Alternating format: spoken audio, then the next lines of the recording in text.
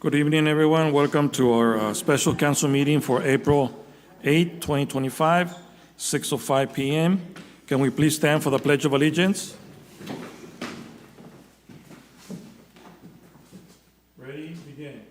I pledge allegiance to the flag of the United States of America and to the republic for which it stands, one nation, under God, indivisible, with liberty and justice for all. If we can all please remain standing for a moment of silence for our first responders and military members, please.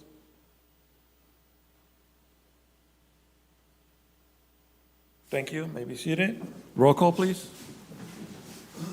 Roll call. Councilmember Ross? Present. Councilmember Paul? Present. Mayor Pro Tem Sammer? Present. Mayor Moran? Present. For the record, all council members are in attendance except for Councilmember Wallace. Thank you. Council, are there any changes to the agenda?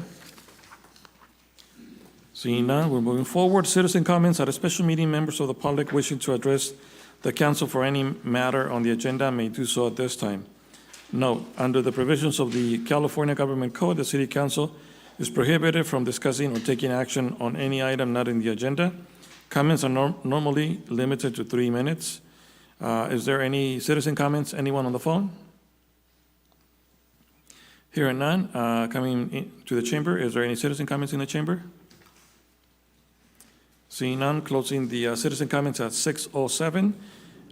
Conflict of interest declaration. Members of the City Council will declare an actual or apparent conflict of interest before discussions or decisions about any matters in which they or anyone with whom they have a close personal relationship could directly or indirectly benefit, or where such a benefit could be perceived.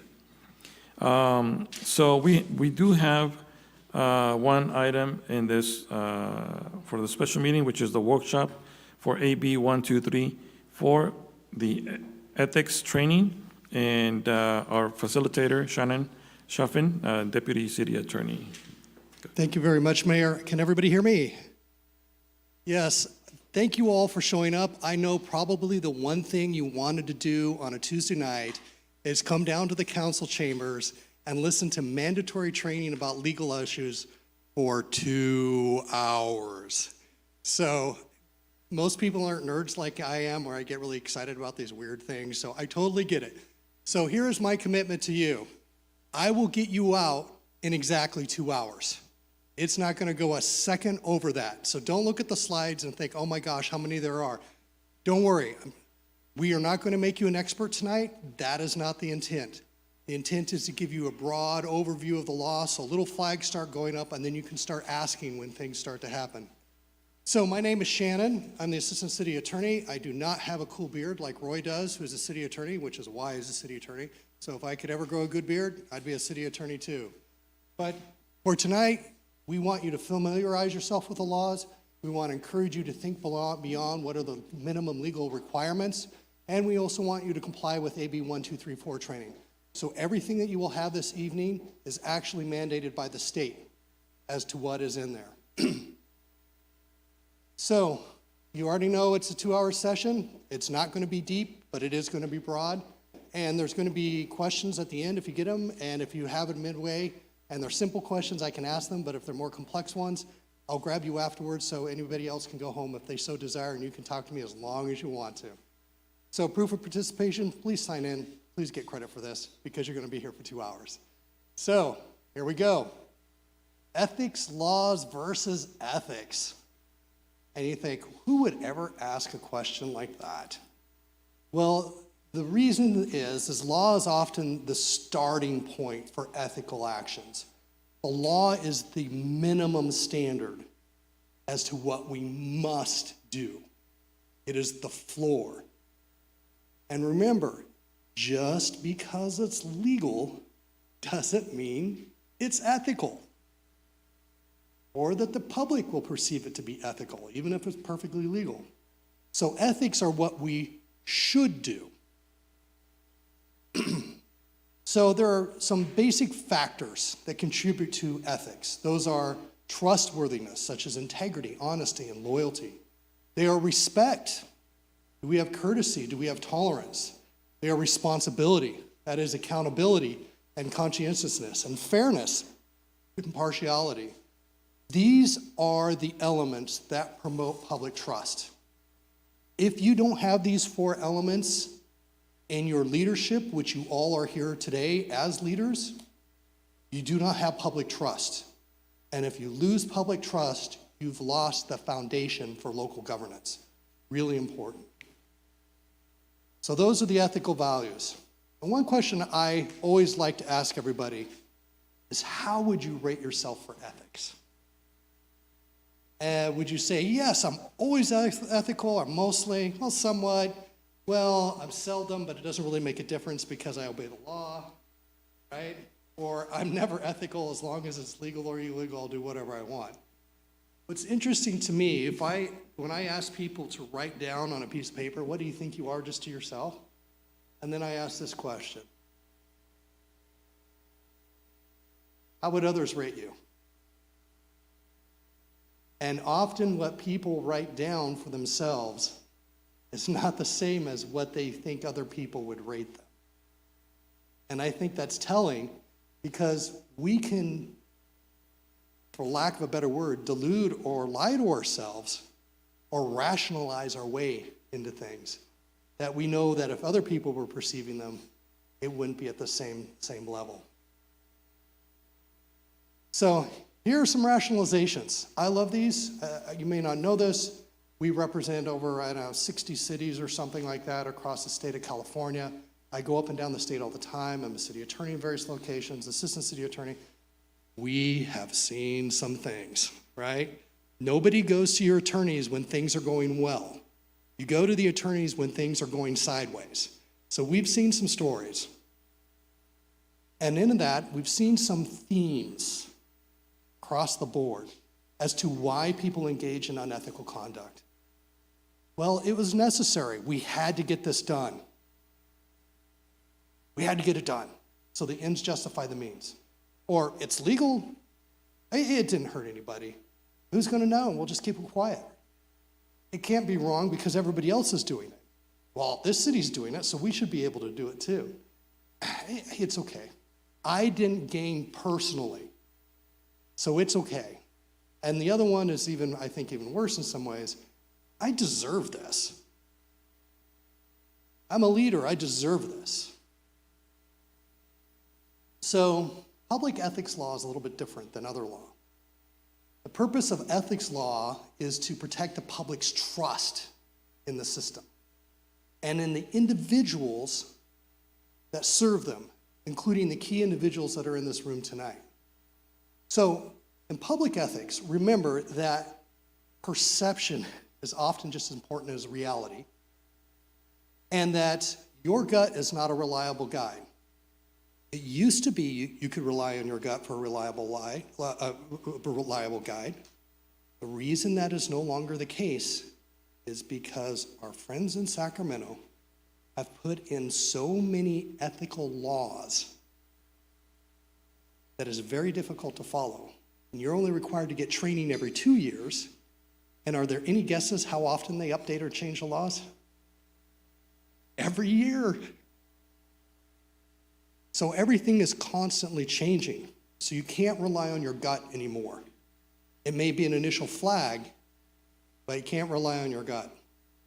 So it's better to err on the side of caution. And we have a saying, if in doubt, send it out. What that means is if you don't know, ask someone who would know, the FPPC, your city attorney's office, be able to help you through the process. So we talked about the 4 factors: trustworthiness, respect, responsibility, and fairness. And under trustworthiness, we're going to go into this a little bit more. We have bribery, conflicts of interest, contractual conflicts, and campaign contributions. Under respect, we have the Political Reform Act disclosures, the Brown Act, and Public Records Act. Under responsibility, there are gift restrictions, misuse of public funds, the gifts of public funds, mass mailing restrictions. We're not like Congress, where they have something called the right of franking, where you can frank your mail or have it paid for by the United States to send out your mail to all your constituents. And the fairness. That's protections against bias. It's due process. It's fundamental fairness when somebody is coming up to you and asking for an entitlement. It also includes competitive bidding, anti-nepotism, and compatible offices. So we're going to hit these 4 items, which are mandatory items, and just do an overview. So, before I jump in, am I talking too quickly? Or are you guys fine with this? I can talk slow and boring, or I can talk fast, and let's just hit it. Alrighty. So let's understand ethics law, what they cover, what they don't cover, and what resources you have. And this is actually, I don't know if you guys remember in Calvin and Hobbes, this is actually one of my favorite strips. And it says, Calvin says, I read this ethics book you got mine. And his mom, what did you think of it? Calvin, it really made me see things differently. It's given me a lot to think about. His mom, I'm glad you enjoyed it. Calvin, it's complicating my life. Don't get me anymore, right? It's not easy to be ethical. It can be complicated. It's harder. It takes an effort, especially in states that have very complex laws on top of everything else. And then there's this quote from Abraham Lincoln. Nearly all men can stand adversity, but if you want to test a man's character, give him power. Give him power. And guess what? Everybody sitting in this room right now has power. The Planning Commission is probably the most powerful non-elected body in the city. The City Council, by far, is the most powerful elected body in the city. We have chiefs of police. We have people who keep records and contracts that you wouldn't think about that are very, very important. Everybody has power here. So there are 4 groups of ethics laws: the personal financial gain, personal advantages and perks, governmental transparency, fair processes. So let's talk about personal financial gain issues. So it's a very basic principle. Should not gain because or benefit financially from your position. It's not just about money, it's about benefit. Should not benefit financially from your position. Now they say financially here, but there's also other benefits that can affect that.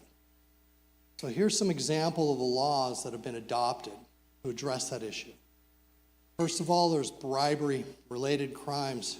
And I will tell you, a lot of people think about bribery, I'd never do something like that, that's only for other people. It's surprising. Surprising. Usually those who think they'll never be bribed are the ones who are usually the prime candidates sometimes. Financial interest disqualification requirements. These are mandatory requirements, and they sometimes change every year. Thank you, Sacramento. So you really have to keep on top of them. Then there's revolving door restrictions. Can't flip back and forth between, say, the city council and then doing presentations on behalf of a business the next day to the city council. There's this kind of this fairness principle that goes in there. So let's talk about bribery. My goodness, bribery. What is it? And you'll notice it says conferring a benefit to a public official to influence a person's vote, opinion, action, or inaction. The 2 words I want to pull out of that. Benefit, not just about money, it's about benefit, and it can include inaction.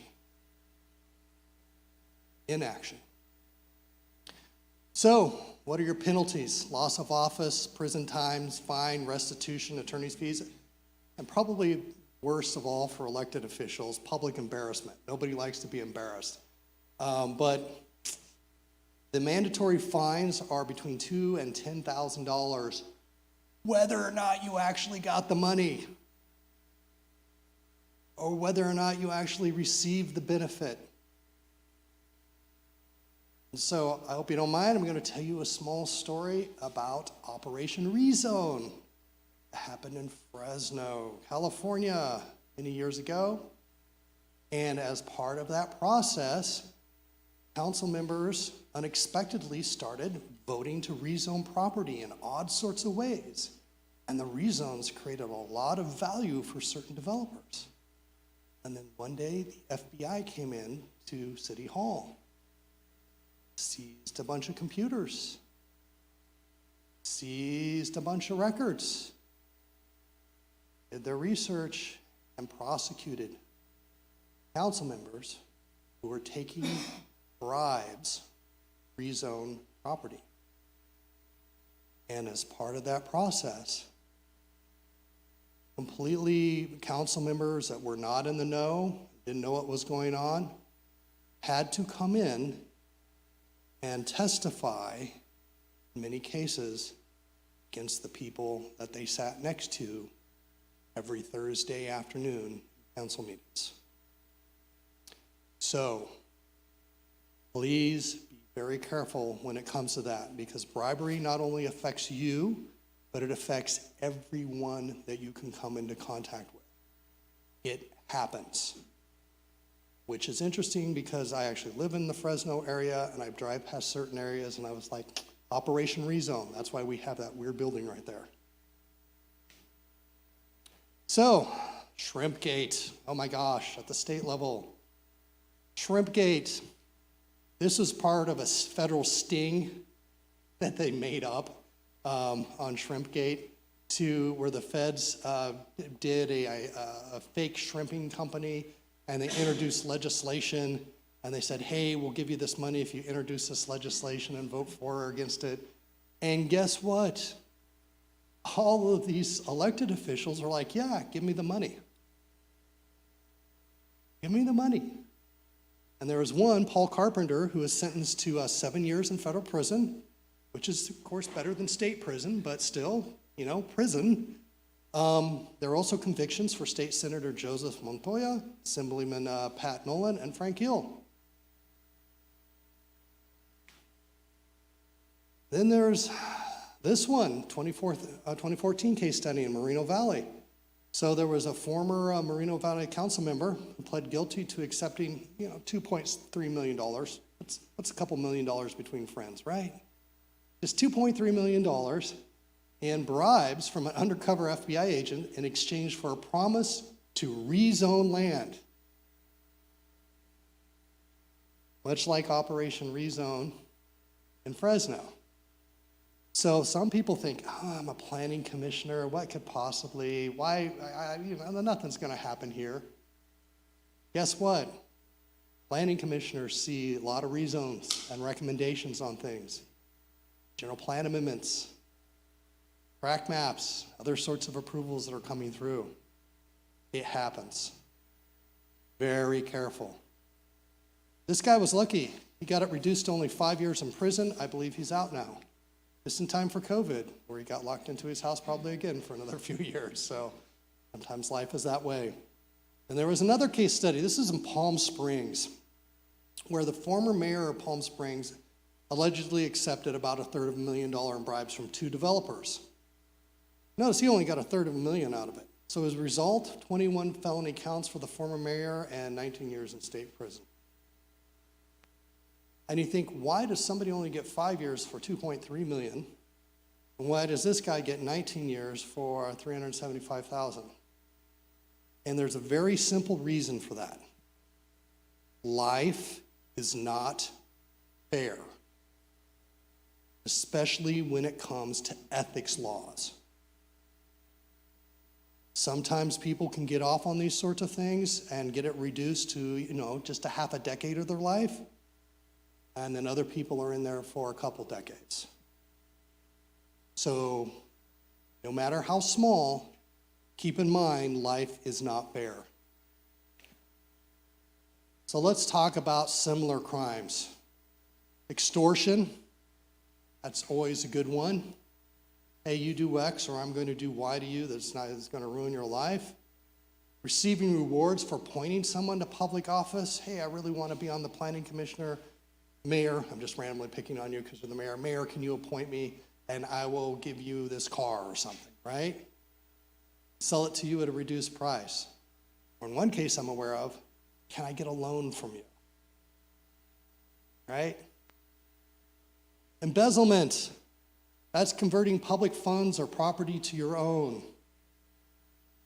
I think the one thing that I see most used on this sorts of things, city computers for personal work and printers for personal stuff. Those is not your personal stuff. It's the public's. So let's talk about disqualifications. There are times when something comes up and you need to disqualify yourself. And frankly, these can be a nightmare to work through. Before I get started, are there any questions about bribery, extortion? I've got some pointers if you guys want to give it. I'm kidding. Okay. Alrighty, so let's talk about disqualifications. So the rule is you are not allowed to participate in a decision if your financial interests are affected by that decision. I'm going to repeat that one more time. Not allowed to participate in the decision if your financial interests are affected by the decision. So, under the government code, you have a disqualifying financial interest if, here comes the long definition, the decision will have a reasonably foreseeable material financial effect distinguishable from the effect on the public generally, either directly on the family or his or her immediate family. And of course, because there were politicians and lawyers who helped draft this, there are a ton of definitions between each one of those words. Again, not making you experts, just think about what that means. Here's the other thing. The effect can be positive or negative. Example of that is somebody wants to put a coal-fired electric plant next to my daycare center. I'm on the planning commission. They're coming in for a conditional use permit. That will have a negative effect on my property value, I'm assuming, right? So there's a big difference between disqualification and abstention. So just because you have a conflict doesn't mean you've done something wrong. I'll repeat that. Just because you have a conflict doesn't mean that you've done something wrong. It's only wrong if you have a conflict and don't disqualify yourself.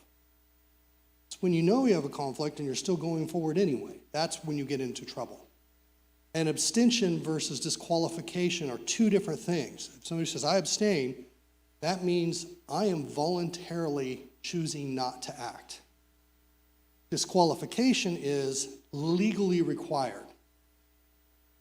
And in the state of California, sometimes planning commissioners or city council members have realized that they have a conflict on like item 1 on the agenda or an item 3, and they'd either come in late afterwards or they'd go to the bathroom and then come back in so they wouldn't have to announce out their conflict. You can no longer do that now.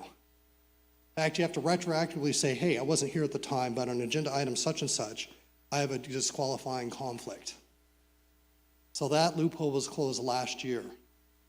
So if you're not at the meeting, that's one thing. But if you're at the meeting, disqualification versus abstention.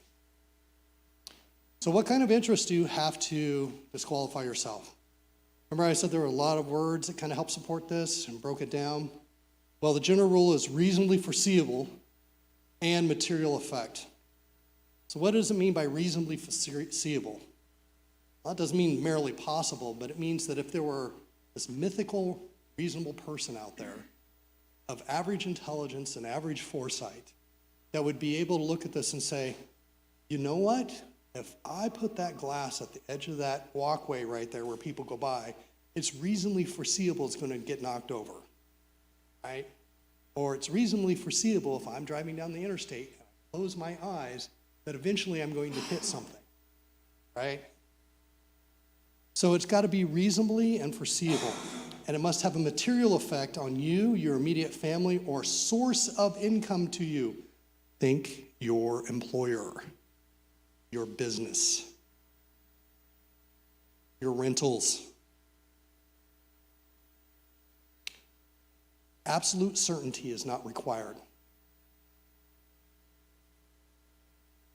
Just has to be reasonable. Think 50% plus one, right? Would 50% plus one people say, yeah, it's likely to happen, roughly half, or foresee it?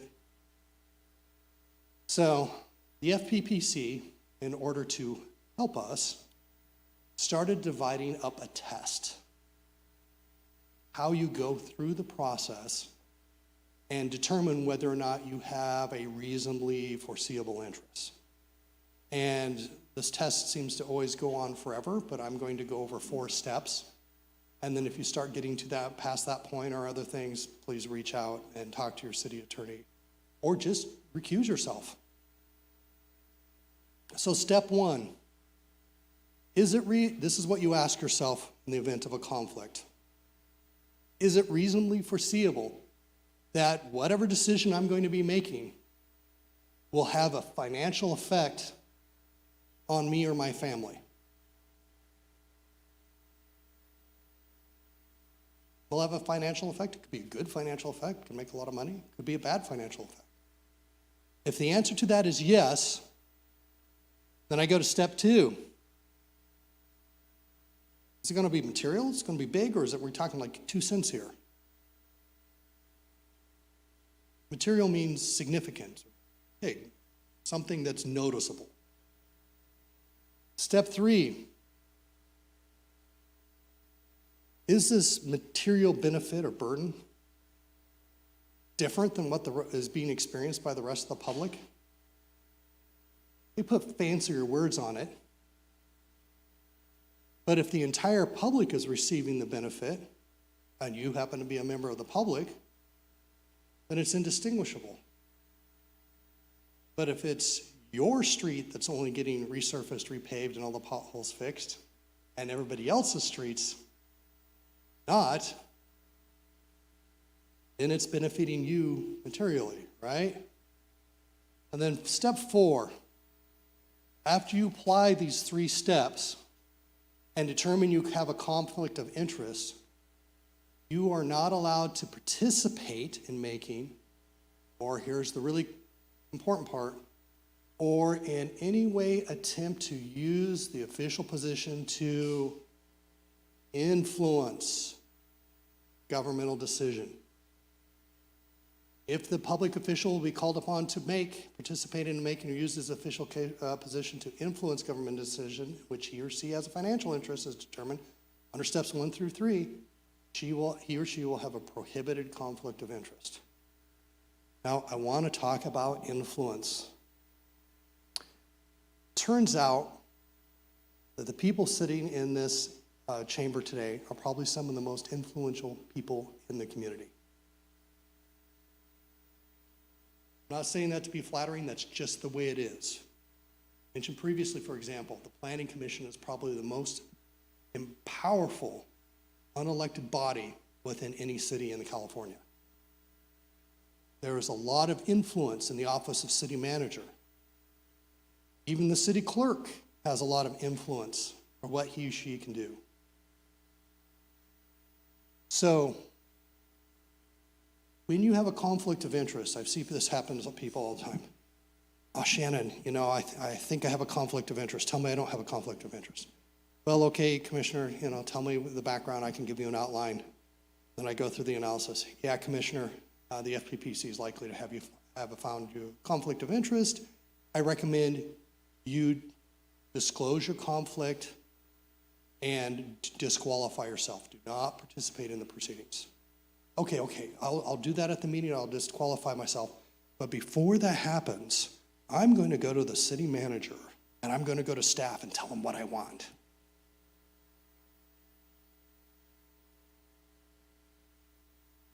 Is that allowed? Or is that influencing staff, even though it's not at the meeting? Protect yourself.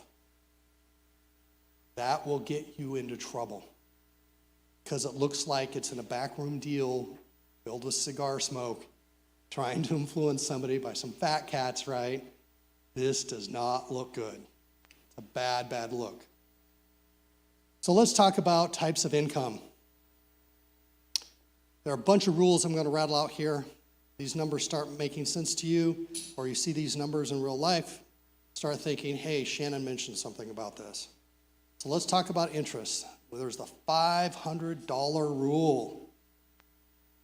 So if you've received $500 or more from the developer, from the business you work at that will be impacted by your decision in the prior 12 months, you may have a disqualifying conflict of interest.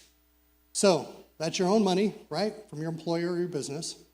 Promised income, somebody's promised you money, just hasn't paid it to you yet. It's your partner or child's income, or even income of people who you may be the guardian for them, such as an elderly parent that is getting something that could affect it because you're all part of one household. And loans and guarantees. So think about this just for a second. This is an easy trap to fall into. Let's say a developer comes into town and builds some houses. You buy one of the developer's houses, right? Everything's fine. Well, it turns out you don't have $500,000 sitting around because obviously you haven't been taking bribes. And so you take out a loan. And it turns out the developer gives loans on his own houses or not through a bank.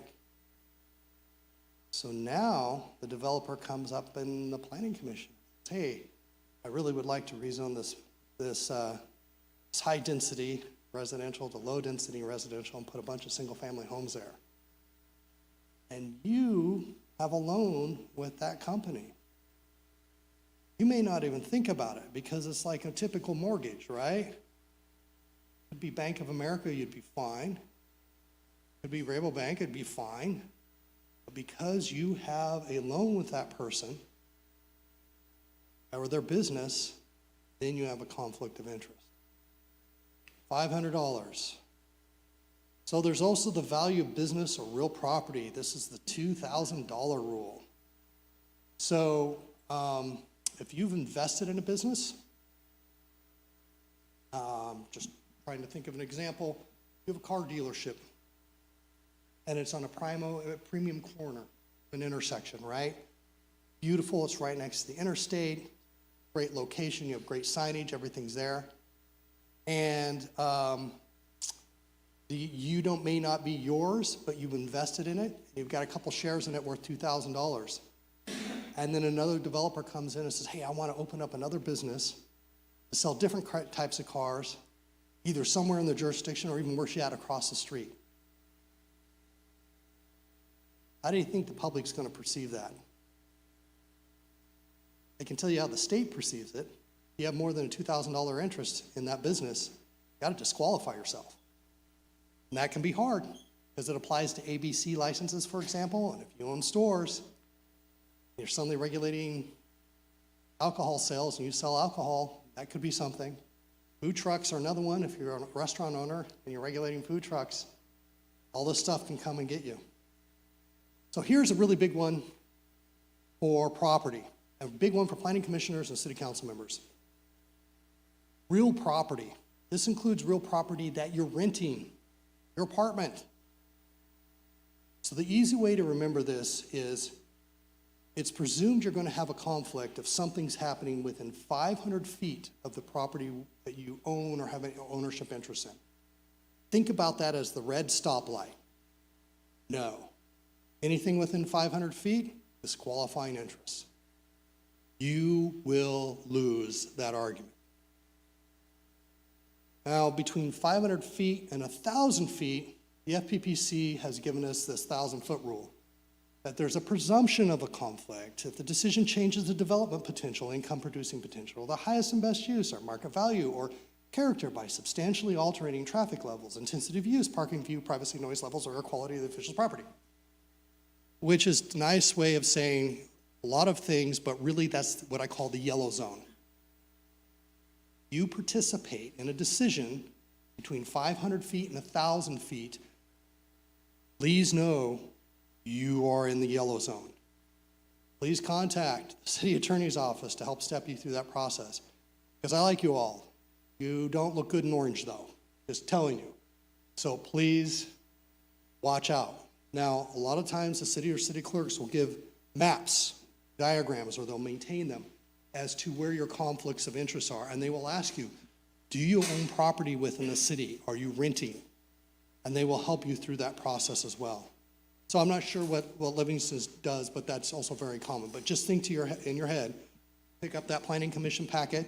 When you start making a decision as a city manager as to which streets are getting what CIP funding or whatever the case is, think, hey, is this within 500 feet of me? And it's the edge of the property, not the house. It's the edge of the property. Is it within 500 feet?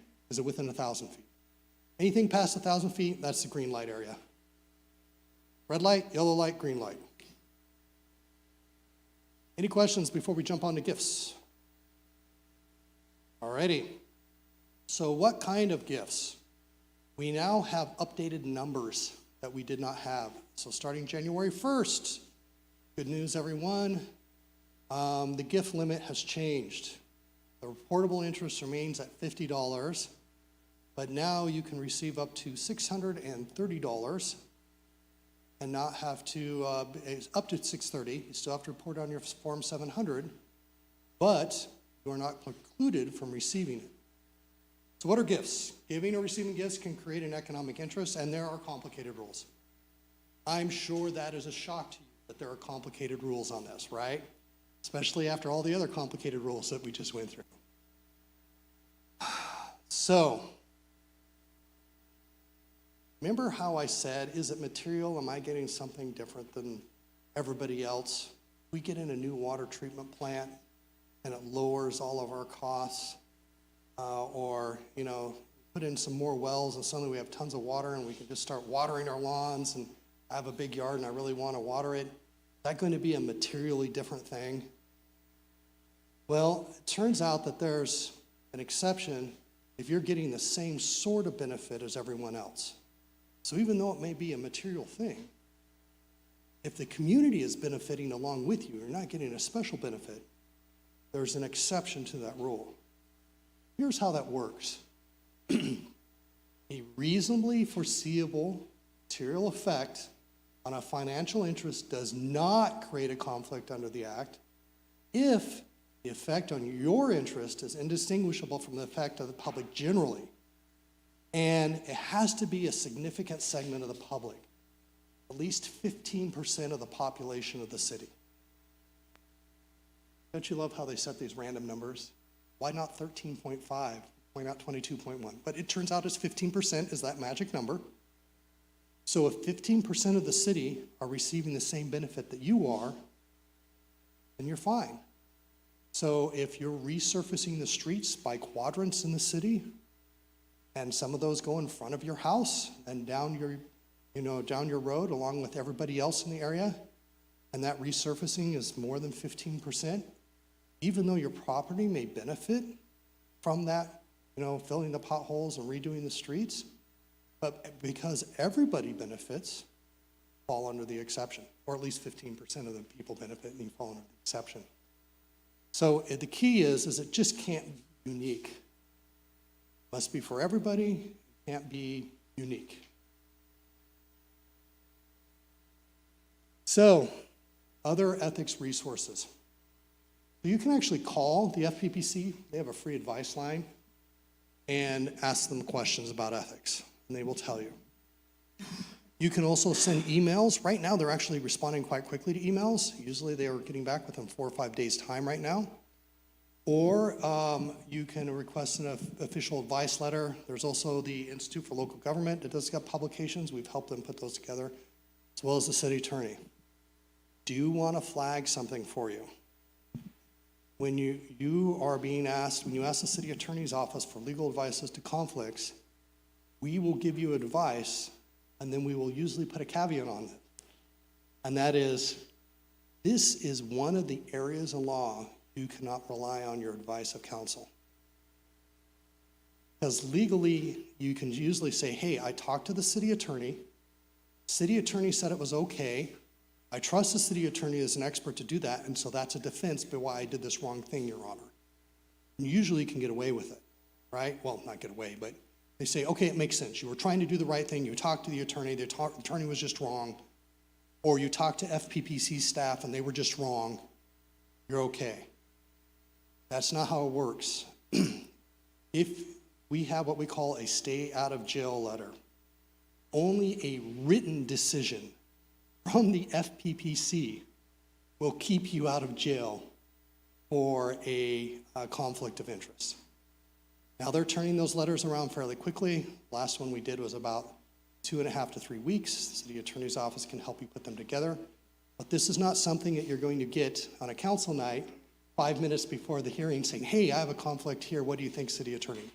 We're going to give you very conservative.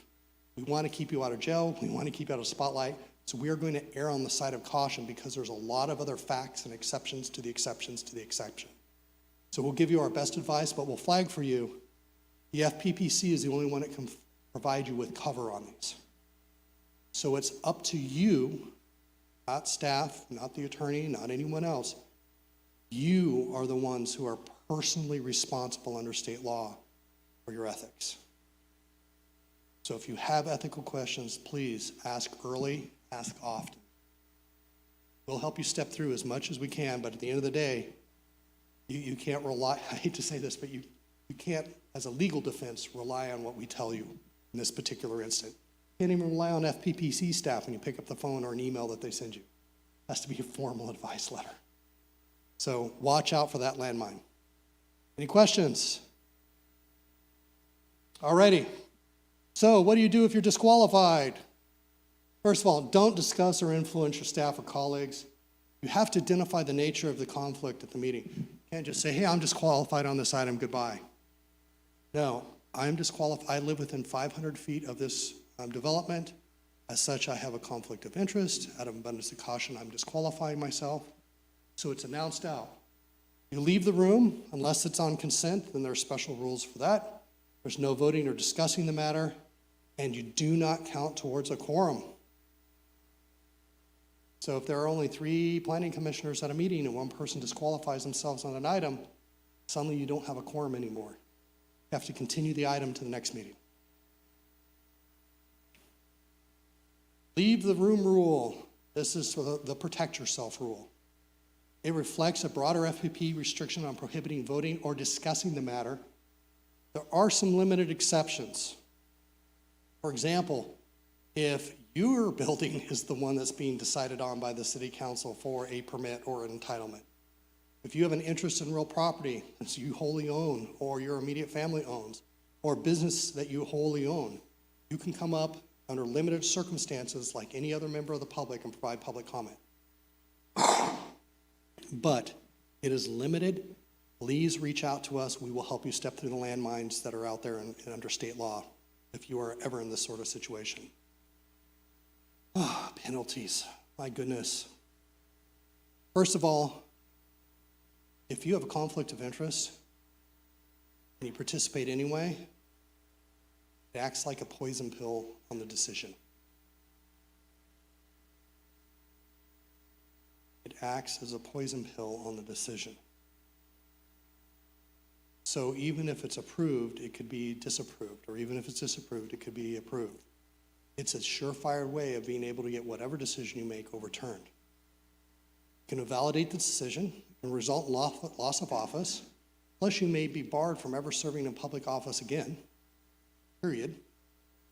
Misdemeanor, what's a little bit of jail time between friends and penalties. Fines, $5,000, $10,000 per violation. So if it's a continued meeting, you come back at the continued meeting, there's another violation, right? Suddenly it's $20,000. Attorney's fees, I can tell you, they are not small. Just was looking at a contract for a consultant who was doing, I think it was either $900 or $700 an hour. Well, that's pricey. An embarrassment. Even if you are not ultimately convicted, usually one of the first places that picks up something is the newspaper or social media.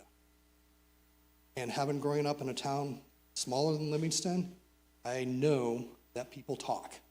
And you know that people talk, right? Nothing travels faster than bad news. So, special rules for contracts. Hope we're all still up and going. Yes, we're still there. Usually this is where I start, everything gets monotone at this point. But if you have any questions, again, ask. So we got special rules for contracts. So the government code strictly prohibits, and when I mean strictly, it strictly prohibits any official from having a financial interest in their agency's contract. Basically, it's a prohibition against self-dealing.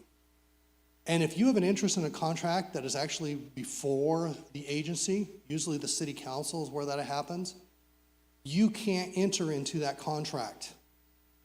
You can't even recuse yourself, disqualify yourself, and enter into the contract. Abstaining is not enough. The whole contract is just simply void, like it didn't happen. And I don't know if some of you have heard of the city of Bell. They had some issues about 10, 15 years ago. Bribery, extortion, self-dealing contracts, a whole bunch of things. And we actually were the law firm that came in and cleaned them up.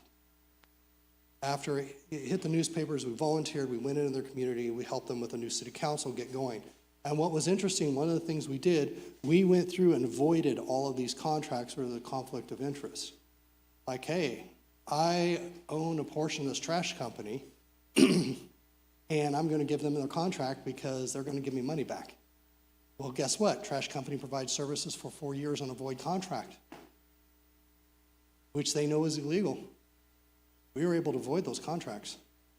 4 years of free trash service, and they had to pay the city back for every dime they received. So that can be a good thing, or you'll see a story or a case where I think, oh man, I just feel sorry for the council member. So there are severe penalties for the violation. There's disqualification may not be enough. You may have to refund the money paid. It's a felony, it's a fine, it's imprisonment, it's a loss of office, maybe loss of retirement, a whole bunch of other things. Just be careful. This is the guy I feel sorry for, Councilmember Thompson. So in this particular case, a developer purchased land from the city council member, Hubert Call. So there's a council member that owned the land. Developer came in and purchased that land, fair market value. And then the developer came in and said, hey, I want to develop this land. And, I want to develop it and I think turn part of it into a park and give part of it back to the city. So it was for a purpose of allowing a benefit to the community. And the councilman said, okay, I'm going to abstain from any votes. But then he talked to the city attorney. The city attorney made a mistake. He said, I don't think you got a conflict. How are you gaining from this? It's fair market value. You're not the one that's involved as a developer involved with this contract. You just sold the land to him at some point in the past. How are you even involved in this? I think you're fine. So he started participating. You notice who he didn't contact for a written opinion letter? The FPPC. So the court ruled that, you know what, this is an unlawful contract. City, that the developer donated the land to him. City, you get to keep the land that was donated.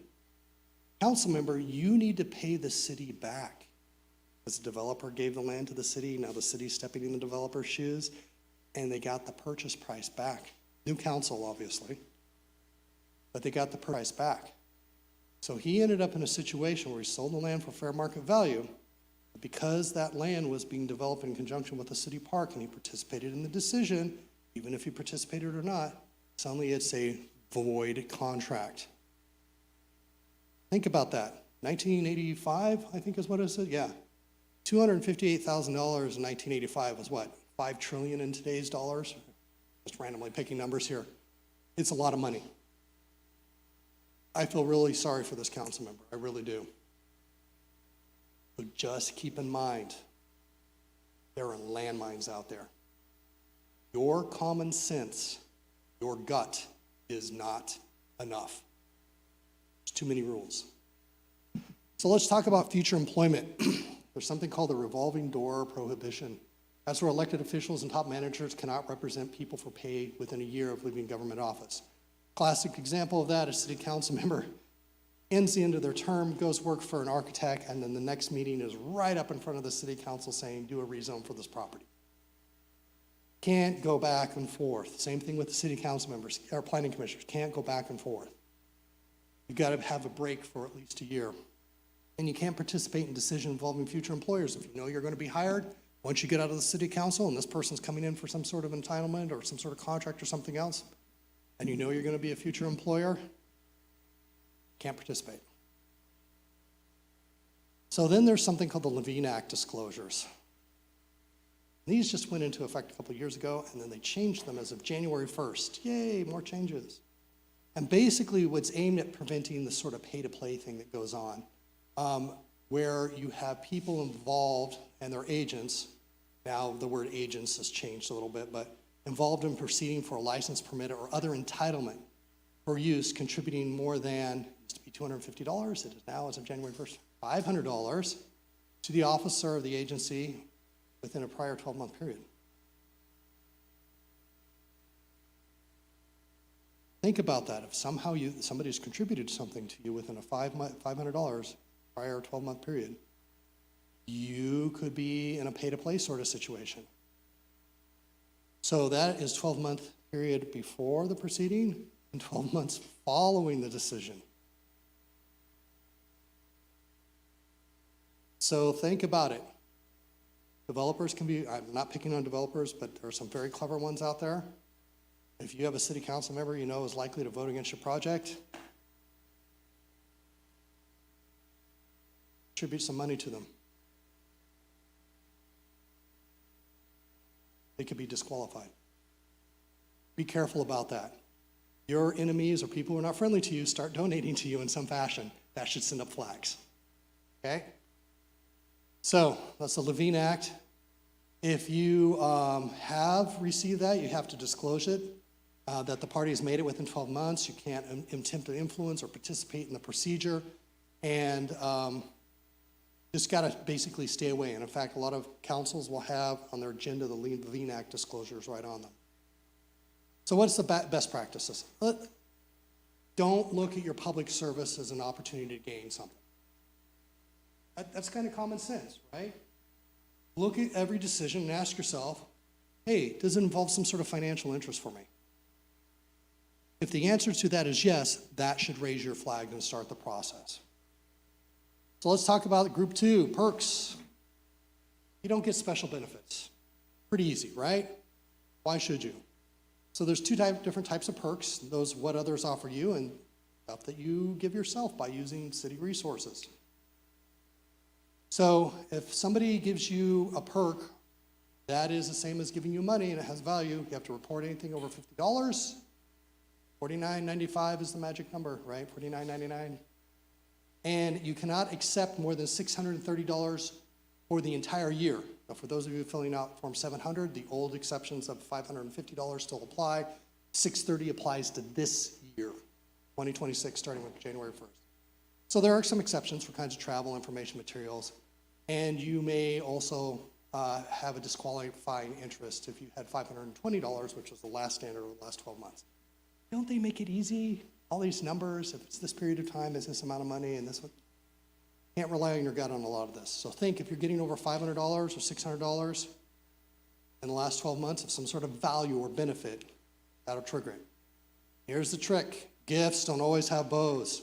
Meals, food, drink, receptions, entertainment, concerts, sporting events, certain kind of travel and lodging.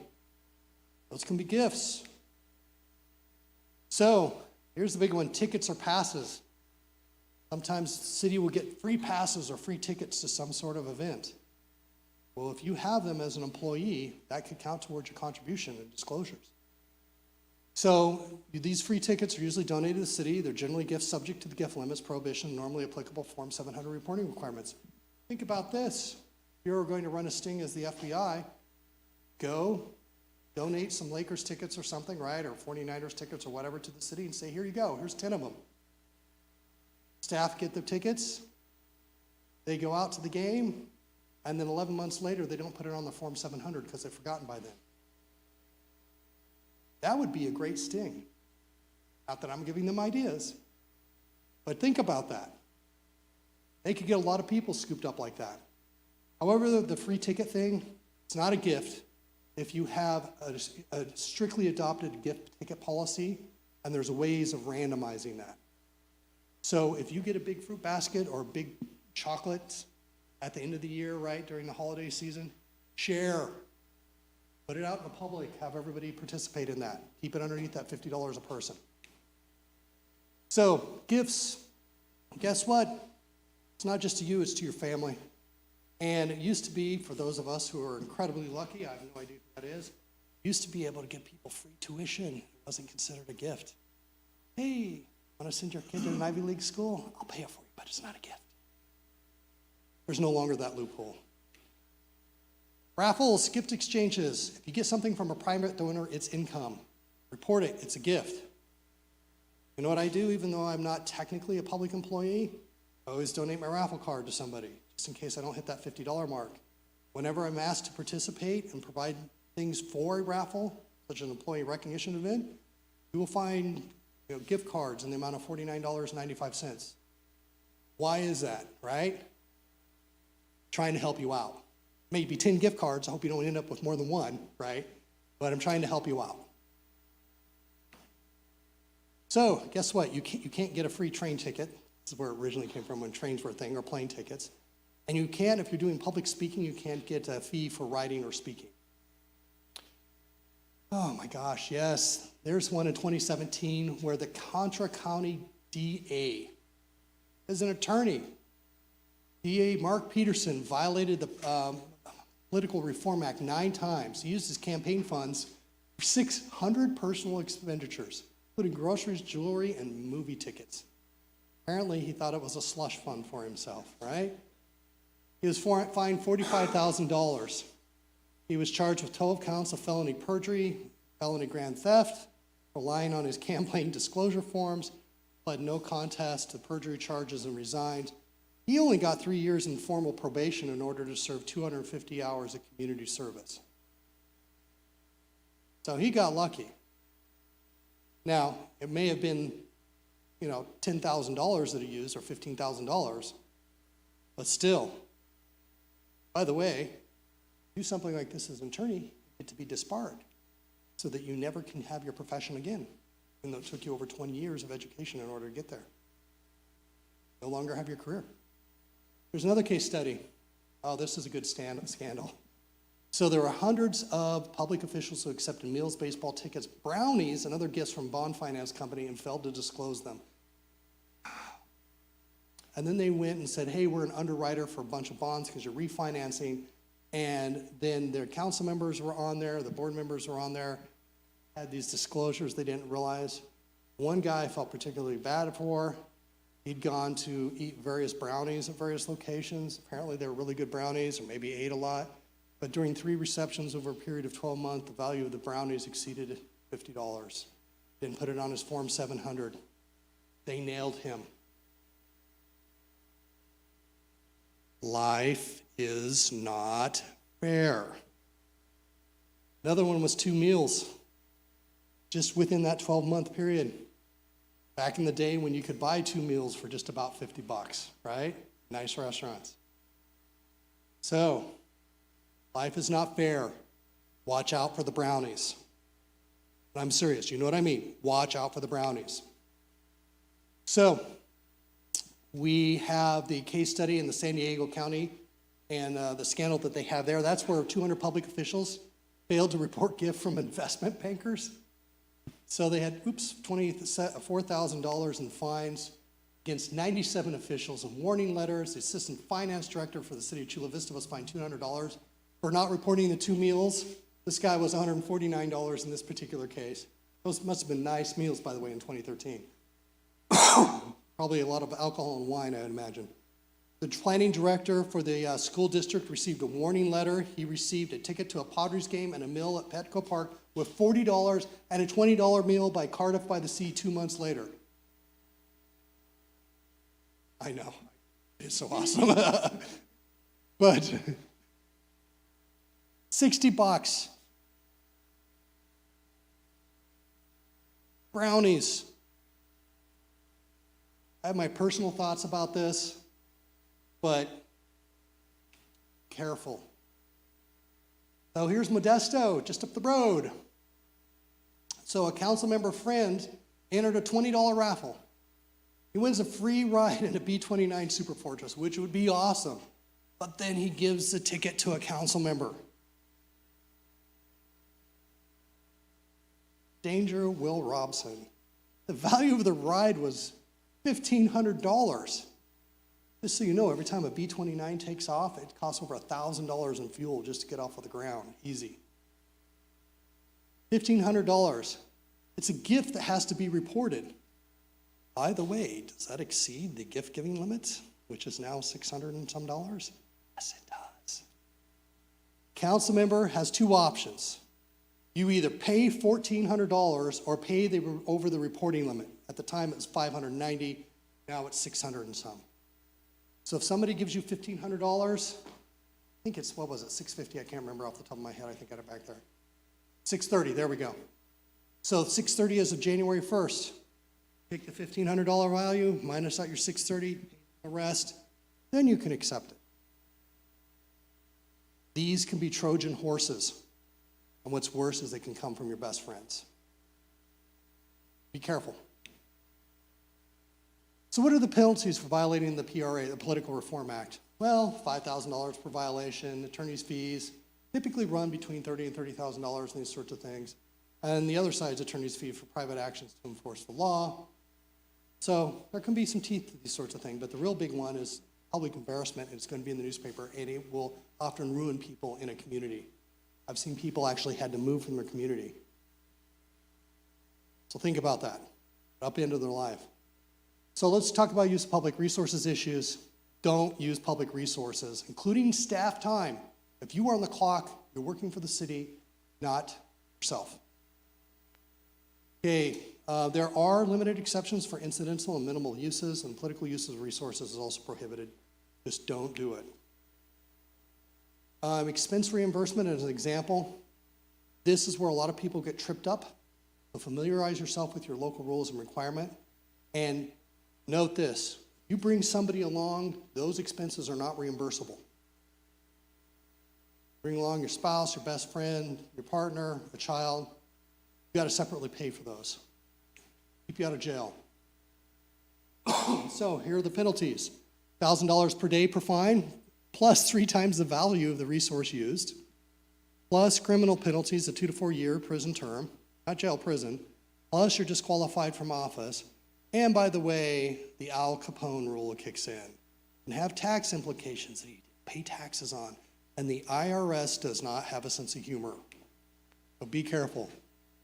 So here's the water district case up in Sacramento. So the staff, and this happens in smaller districts like this, by the way. It's surprising how often we see these sorts of things. So the staff and directors were misusing the public resources. There was an investigative report done by the B, and they were using their credit card for personal purposes, misreporting income, double dipping on expense reimbursements. And that's what got us and got you sitting in this chambers tonight. So you can thank the Sacramento Suburban Water District every time you drive by Sacramento for the 2 hours that you're spending here tonight. This is why we have AB 1234. Phone sex. Back in the day when this was before internet, obviously. But here's another one. A Colton council member, and ironically a church member, racked up $5,500 in illicit charges on his city credit card and cell phone.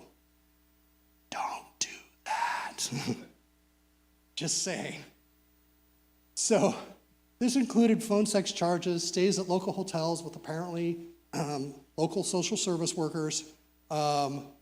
He first blamed it on his nephew. He said he stole my phone and he cloned it 3 times, right? And apparently his campaign to run on the platform of restoring the public's trust in city government was not successful. Public trust is key. So, the political uses of public resources.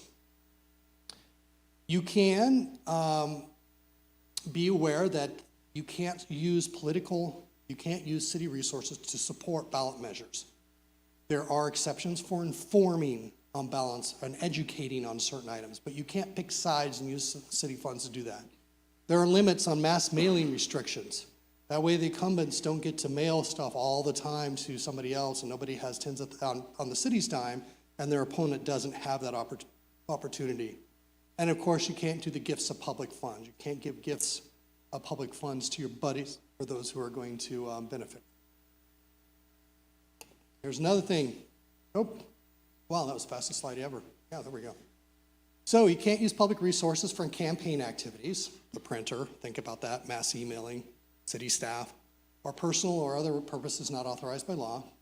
And keep in mind that public resources, any property or asset owned by the city, including but not limited to lands, buildings, facilities, funds, equipment, supplies, telephones, computers, vehicles, travels, and agency compensated time. That includes your vehicle that is a city vehicle.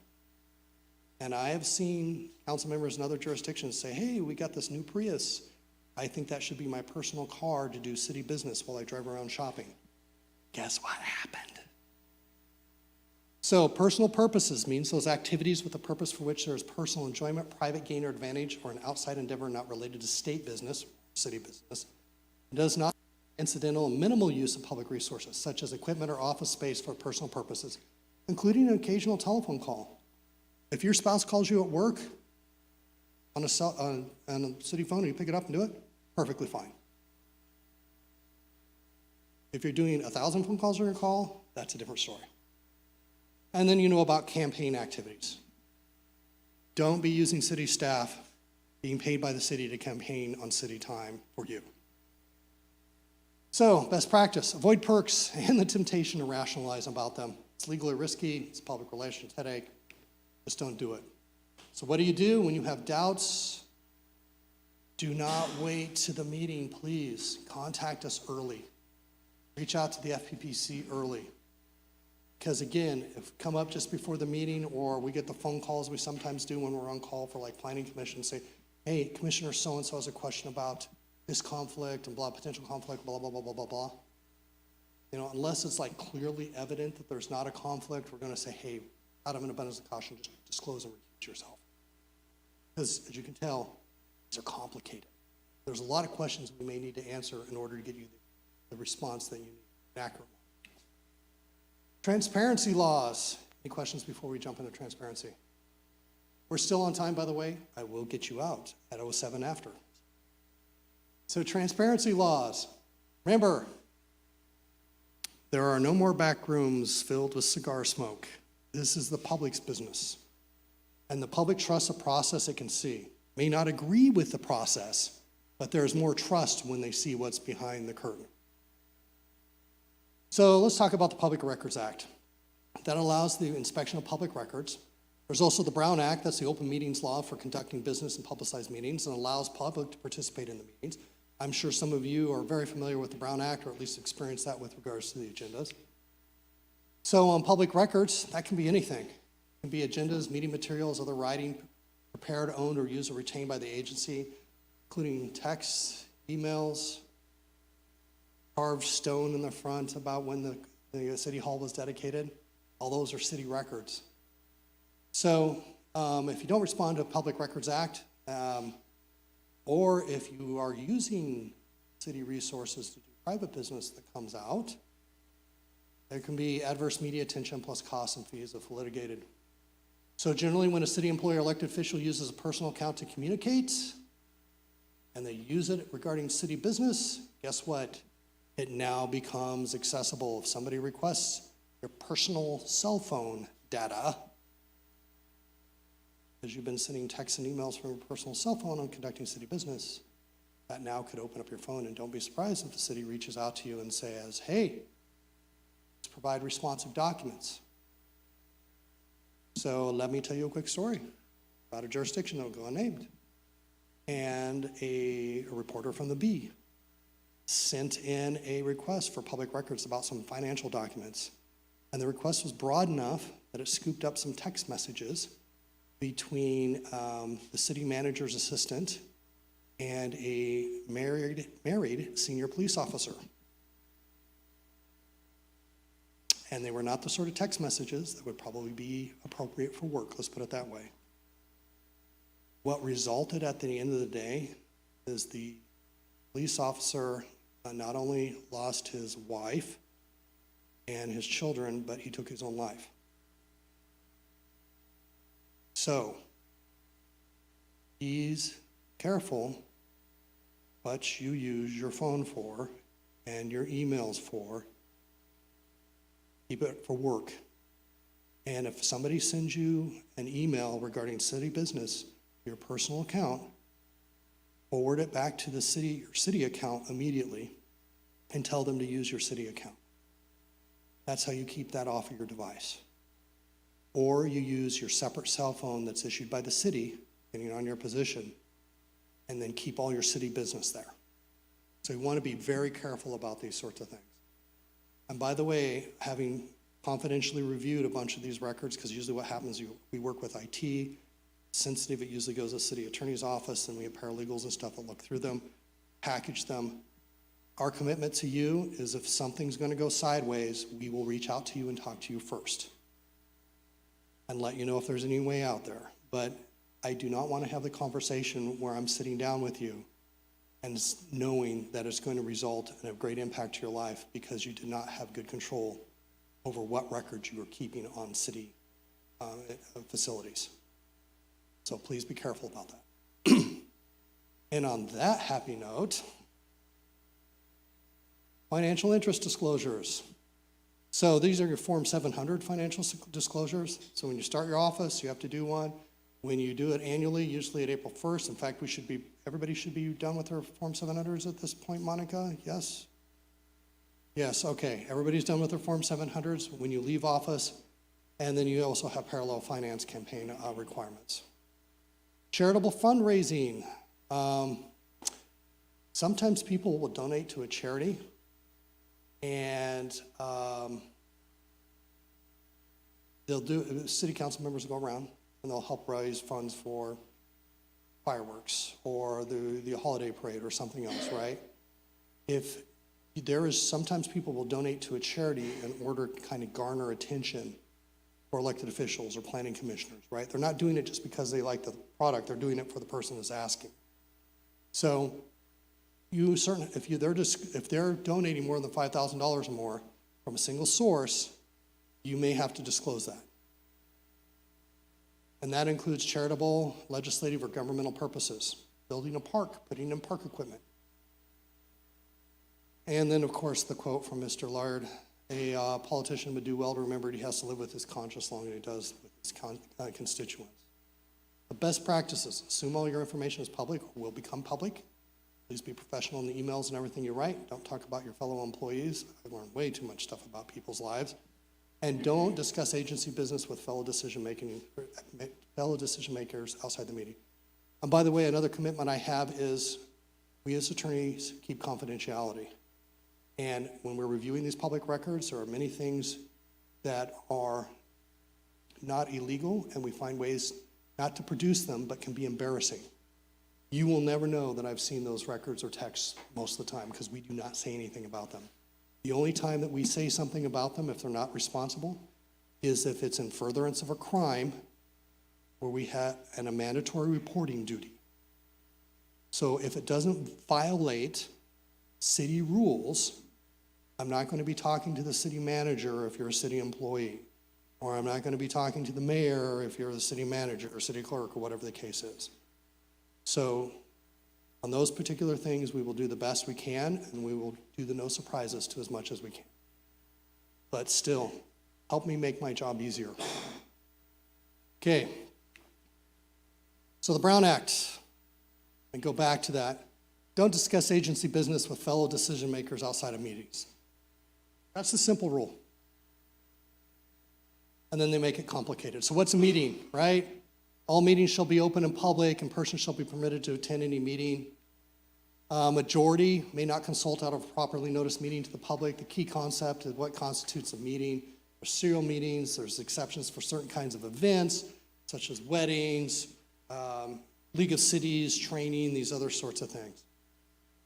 So a meeting includes any gathering of a majority of the member of the legislative body or the planning commission or any other body that's subject to the Brown Act to hear, discuss, or deliberate. In other words, you can sit there passively and just listen.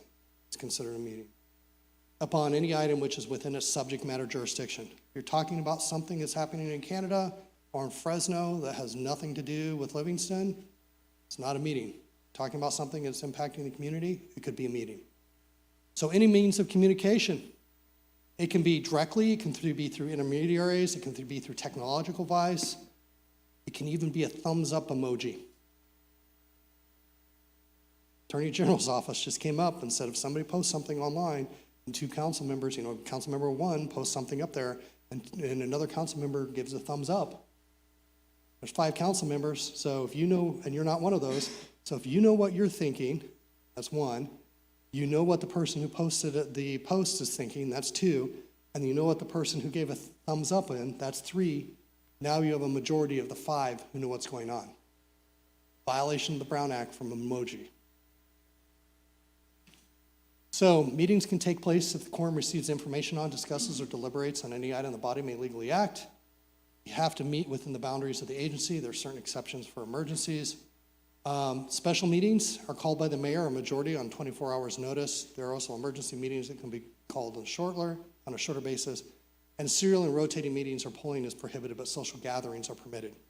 So when you're together, don't talk about city business and try to keep more than 2 of you there just for optics purposes, like in any part of the room.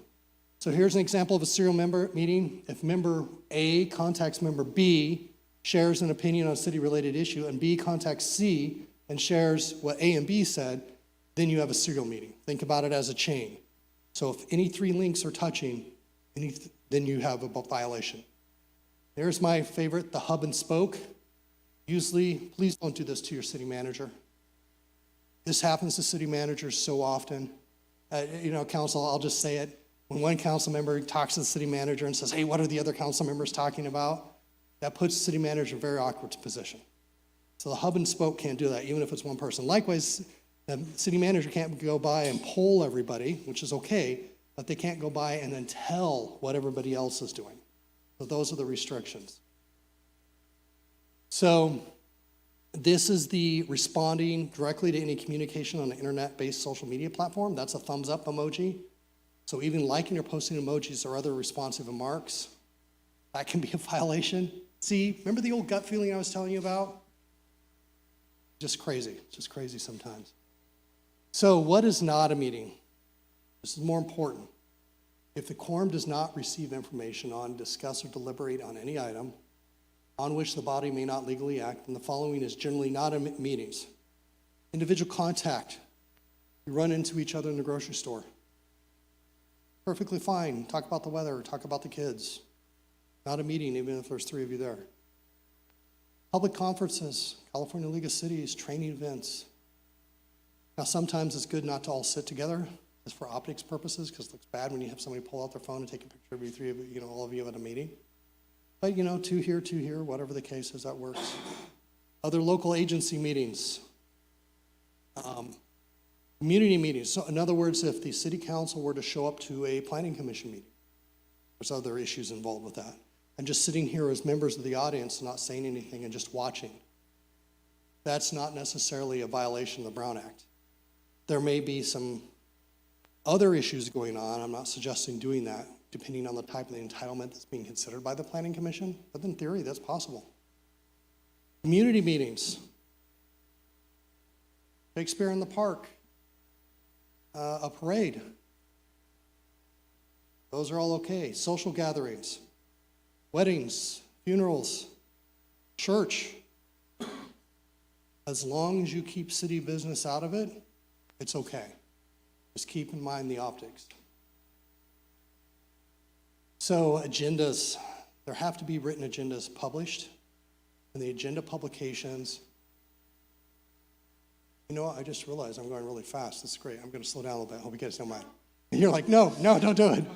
Actually, do you want to take a quick break? Maybe now's a good time to take a quick break and we'll run through the last of it, or you just want to finish through?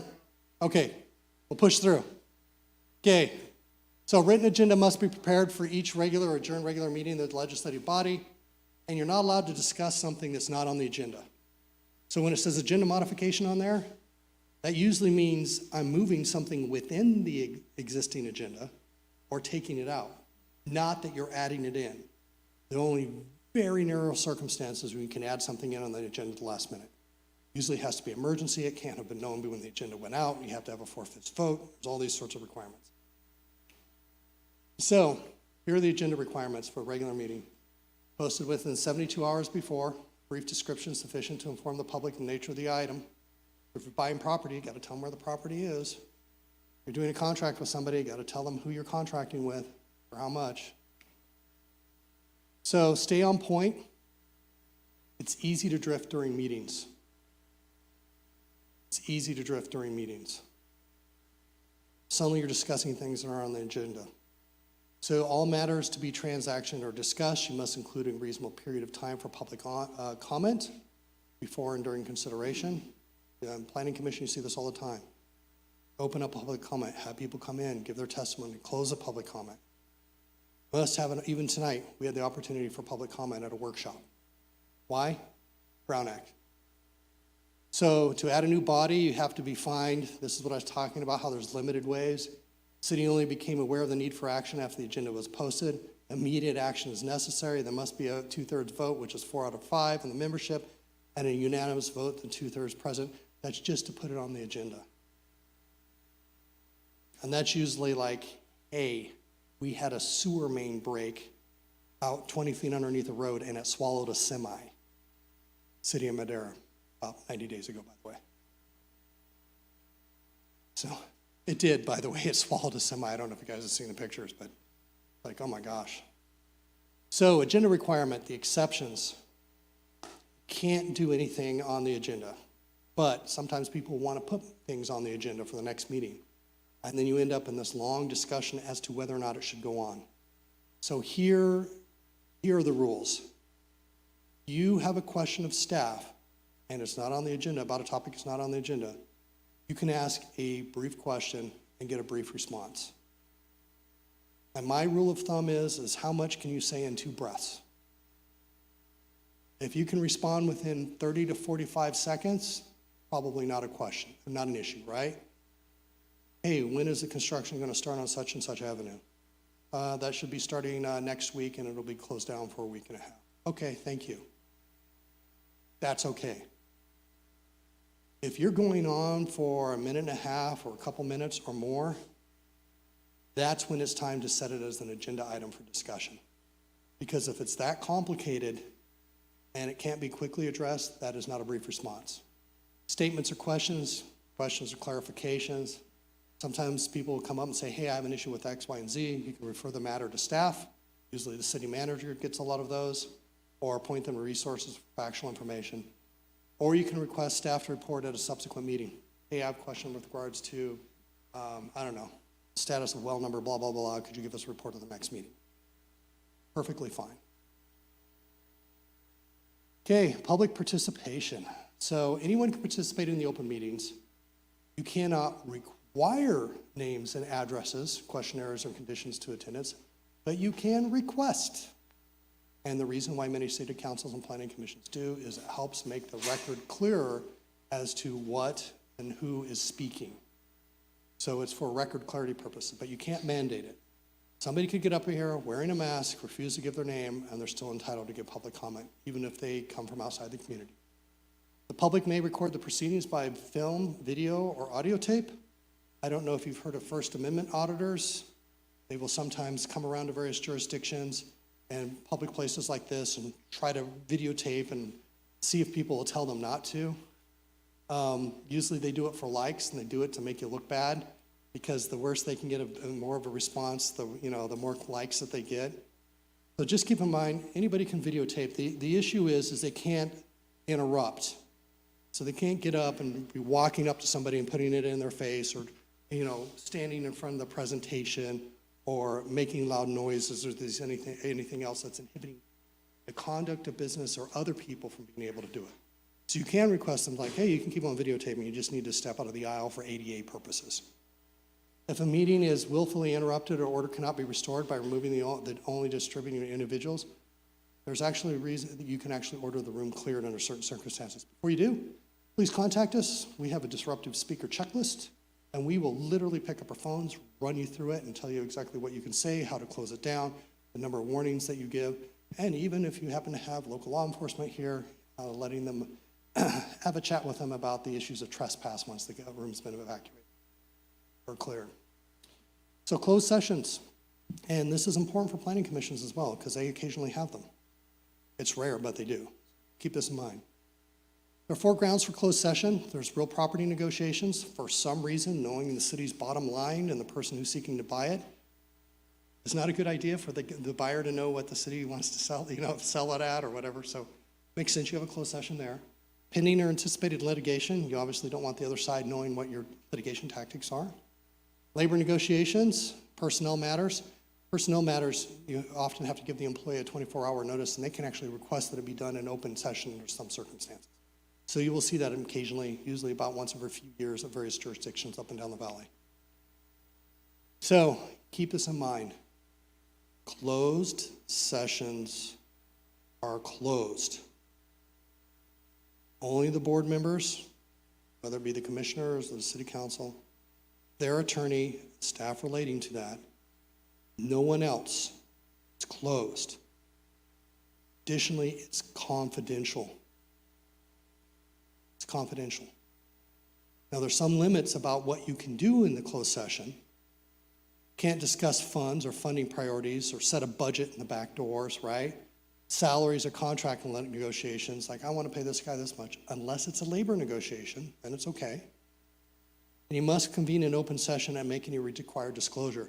How many times have you heard a city council meeting when they say, city attorney, any disclosure, any in and outs from closed session? Mr. Mayor, thank you very much. There's no reportable action taken in closed session. That's because often there is action that has been taken, but it's not mandated to be reported. So, what happens if we fail to comply with the Brown Act? Nullify the decision. You have to do it over again. So if you run through an unannounced approval of an item and it doesn't comply with the Brown Act, you may have to redo it all. It may be null from the beginning. A criminal misdemeanor for intentional violations, up to 6 months in jail, $1,000 fine. You can have injunctions against you and the city, mandamus and declaratory relief. Challenger, however, must demand corrective action within 90 days or 30 days in an agenda issue. Can't sandbag the city by waiting a long time, having the developer actually get out there or the city actually start building the park and then sandbagging them, say you didn't do it right on the agenda. And then the city has a cure period, 30 days before the suit. So it is possible to do it, but keep this in mind, this criminal misdemeanor, these fines, those apply to leaking information from closed session. That is technically a Brown Act violation. And I have actually seen labor negotiations where decisions have been made in closed sessions as to the amount or concessions or something else. And before it can actually get out of the office and announced out, the local newspaper already has the results on a banner going through. So that raises questions. So fair process laws. Final stretch here, people, we're almost done. Fair process laws. So the principle is, as a decision maker, the public expects you to be impartial and avoid favoritism. This is much like when you're acting as a quasi-judge. So due process requirements, there's rules against bias, and different things apply differently. Notice I have legislative versus quasi-judicial. For the Planning Commission and the City Council, legislative actions are general plan, specific plans, zoning, like rezones and text amendments, and development agreements. Those are the 4 that are legislative decisions. You're basically allowed to have an opinion on a legislative decision. You're not acting as a judge. You can say, this is a horrible idea, or this is a great idea, right? Quasi-judicial decisions affect particular pieces of property. That's tract maps, parcel maps, conditional use permits, site plan, architectural review, landscape review. They affect a particular person's piece of property. It's not like citywide general plan, hey, we're amending this and this. Those are quasi-judicial. In a lot of ways, the Planning Commission, City Council is acting like a judge on decisions. And just like if you were to go into court, you wouldn't want the other side secretly talking to the judge and giving them information when you weren't there, the same rule applies for you. So here is how you can stay out of trouble. First of all, look for bias. And it's impermissible bias. We all have biases. Roy, remember I talked about Roy Santos, city attorney? I think he's got a great beard. That's my bias. I don't know whether he does or not, but that's my bias. I think he's got a great one, right? So we have biases for and we have biases against. So you can have a personal interest, that's a presumed bias. You can have a personal bias or a factual bias. Now keep in mind that ex parte contacts are when they come to you, and city council members, you get this all the time, or even people from the public coming up to you and say, hey, such and such a project, this is a great thing, tell me you're going to vote for that. It's a legislative action. You can say, yeah, that's great, we would need this, or we don't. It's a quasi-judicial action. You can say, you know what, I can see your passion on this. I want you to be able to express this and have my other council members hear this as well. Please come to the Planning Commission meeting, please come to the City Council meeting, so everybody can hear what you have to say, and then we'll make a decision on the item once you've heard all the facts. If you're acting as a judge, you cannot pre-commit to an outcome without hearing all the facts. It's not fair, not due process.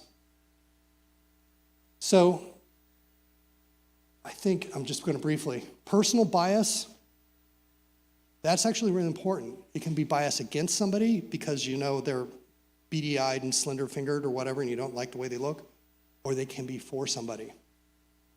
My buddy Mike, I have a personal bias against him that he will never do anything wrong. He could show up to my house at 3 a.m. in the morning with something wrapped in a carpet and 2 shovels and say, hey, help me bury this. And I'd be like, what is it? It's a gardening compost. Be perfectly fine, right?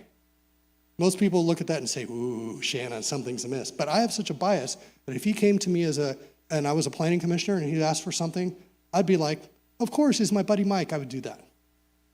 So keep in mind that biases can be good things, good biases, that you like somebody.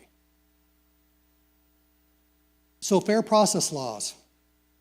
Public hearing, it's got to be a staff report, questions of staff. You open the public hearing, you have the applicant or those in favor, questions the applicant, you have the opposition or those against, you have a rebuttal process. In other words, you allow, especially on appeals, there are certain steps that have to be taken. You close the public hearing, and then, after you've heard all the evidence and all of the comments, then you can have a discussion as to the result on that. Almost there. Due process is fair process. A council member has a right to state his views on matters of community policy, and his vote may not be impeached because he does so. It's one thing to say, I do not want this dump in my community here. It's another thing to say, I'm against more dumps. We already have plenty of here. Send them to another jurisdiction. Because that's a policy issue, right?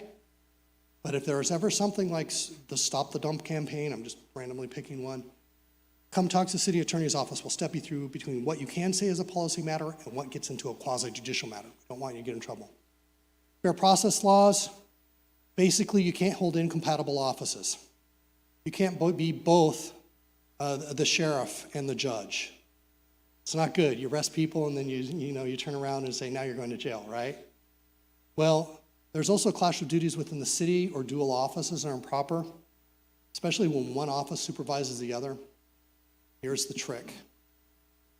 Please do not accept a new office until you've checked to see whether they're compatible or not. Because if you accept a new office, you automatically resign from your current office.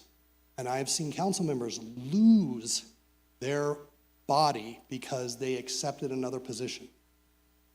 So please don't do that. So I've even seen a council member say, yeah, I'd also like to sit on the city council or on the planning commission.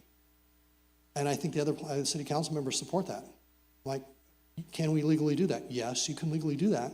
But as soon as you accept your planning commission office and you're sworn in, you will relinquish your city council seat. Because they're incompatible offices. Because city council hears appeals from the planning commission, right?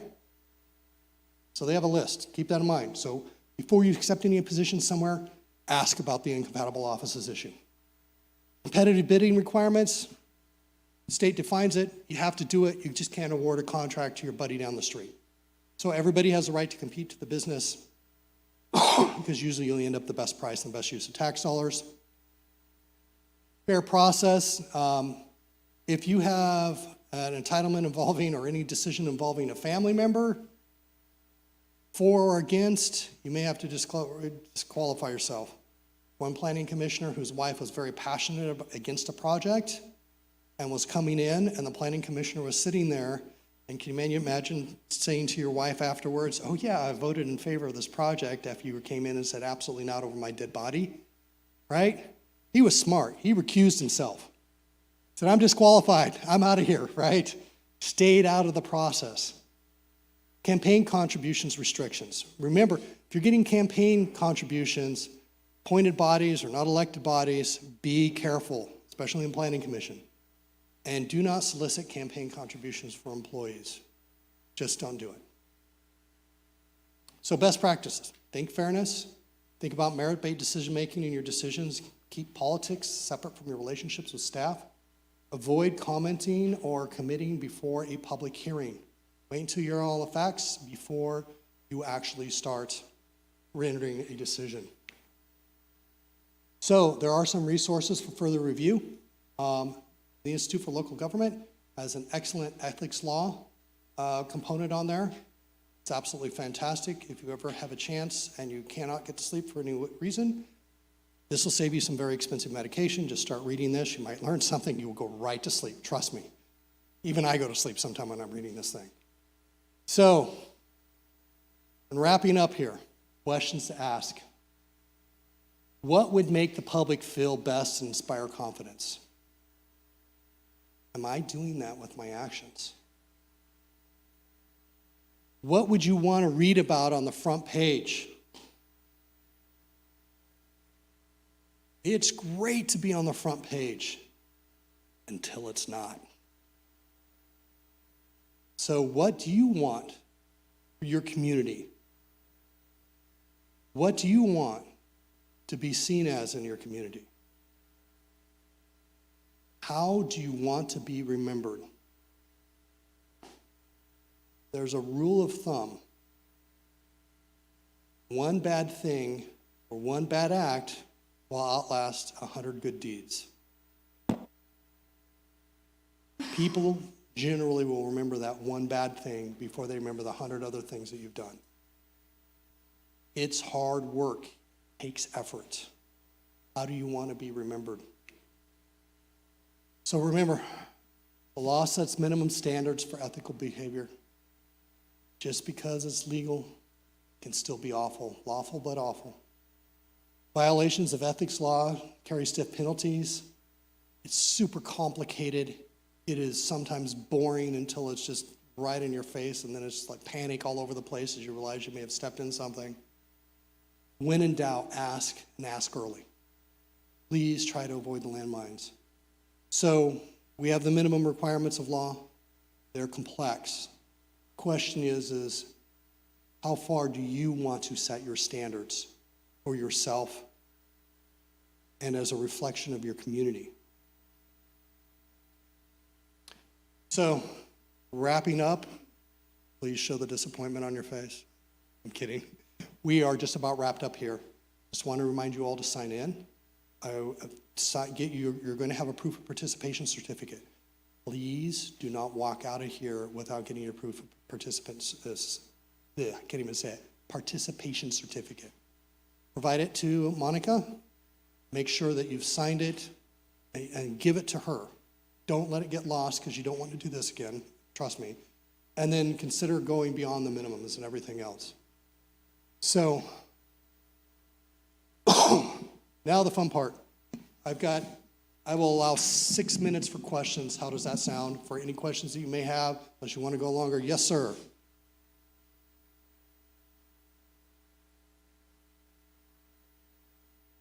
I already know the answer, but it's for more of the others. How about if the majority of the elected body or the appointed body have a conflict? Oh, I love that question. This is what gives the warm fuzzies to all the city attorneys around. So what happens if you have 5 council members that have a conflict of interest? Still need to get city business done, right? So there is a process by which you can randomly select the council members and the member of the planning commissions to achieve a quorum. So 3. So I've seen flipping a coin, I've seen drawing lots, something that is truly random. So even though you have a conflict of interest, 3 of you get selected to make a decision. But keep in mind, it may require 3 affirmative votes to do anything. So the law allows business to proceed, but it makes it a lot harder to get things done. One more. How about if a elected official owns the company that's trying to get a contract with the city? Yes, a financial business interest. Please do not do that. That can be a void contract right at the beginning. So there has been another city, I will not name names, where there was the only producer of, I think, emergency medical equipment within like 100 miles of this particular city. And that the owner of the business ran for office and won, and it turned out the fire department was buying all the medical equipment from them for the region, right? So he kept on doing the business. He could end up having to not only give them the equipment, but also be required to repay all the money he received. Remember Councilmember Call, who did the park land and everything else? So there is a way around that. And that is there are certain exceptions you can use if you get an FPPC written opinion. And in that particular case, I don't know how or why, I'm not just counting my blessings, we were able to get a written opinion. The person, the council member involved, was never involved in the process, always left the room, disclosed everything, but he had a written opinion. The FPPC said, city, you were allowed to keep on contracting with this council member, but he has to totally be outside the circumstance. I've never seen something like that. But keep in mind, if you own a business and you're coming before the council or something else, it's going to be it's a void contract. Just can't do it. Come to the city attorney's office, see if we can find you a way around. Any other questions? So I think I have one question in particular. You mentioned immediate family. Yes. So can you, I think I already know the answer too, but it's helpful for everyone to understand. What does immediate family mean? Because it could be interpreted in many different ways. Yes, and I'm going to give you the attorney response. And the attorney response says, the state says it depends. So let's back up. Usually your immediate family is your spouse or partner, your or their children, but only as long as you are a source of income to them. In other words, once they become adult children and are moving away, they may no longer be part of your immediate interest. It can sometimes include people that come into your life, such as if you're caring for your mother-in-law and she's now part of your family.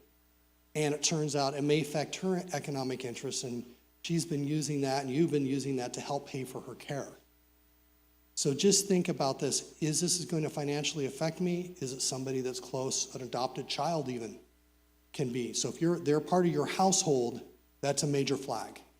And if it looks like somebody's part of your household, come talk to us. We'll go through the definitions, see what we can find for you. And when it comes to when we run for election, we are candidates, but there's interest groups that either financially are supporting a candidate, and then down the road, later they come to a planning commission or eventually city council. Even though those fundings or those donations were reported, would that still be a conflict of interest if it's only within the 12 months before or the 12 months after? It can be. So under the Levine Act, depending on how you're getting that benefit, if it's no longer pay to play, is what's been happening. I say developers. I mean people who want to develop business, or it's not just housing. When I say developers, that's what I mean. So you have somebody who wants to do business or develop or have some sort of entitlement in the city. Back in the old day, a couple of years ago, if they would often come and say, hey, I will give you this money so that you can get elected. And, hey, we're not going to say anything, but do me a favor on the back end, right? That's prohibited now. There are some campaign donations that can be made under certain limited circumstances to an approved campaign fund, depending on how it's structured, that may not trigger some of those. So again, that's something to reach out to the FPPC on, or even our office. But as a general rule, if you're getting some sort of benefit, and if it's greater than, I'm going to try to remember, $630, $500 for the Levine Act. So if it's greater than $500, or you receive it in the last 12 months, then there's a problem. Now, I'll tell you how people are getting around it. Maybe I shouldn't, but I'll tell you how a lot of people are getting around it. It's just one person does a donation. They've changed the rule now about who's your agent. So sometimes husbands and wives can make a donation, and then before they'd consider them as one group. Now they've kind of changed the definition of agent. But if I'm giving my wife, actually it'd be her giving me money, right, to donate to a council person she wants to influence, you're running into thin ice. We don't want to become the Sacramento Water District. Please don't. We don't. So, any other questions? Yes, ma'am. Can you come up to the mic so it's recorded? We need another mic. Oh, I'm so sorry. Here you go.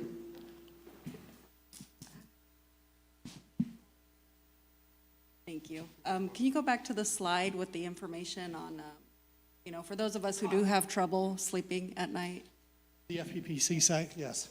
So that is, I don't know how quickly I can do this, but it's fppc.gov, and they even have an FPC email. They have a contact page, and they even have a telephone call-in number, and you have to do it like Tuesday through Thursdays.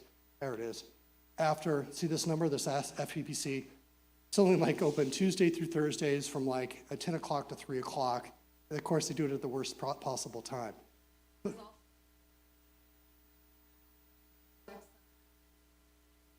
Oh, yes. So this is just go to fppc.california.gov. Yes, but there's also the, I'm going to forward really quickly as soon as you're done. See if it'll go fast.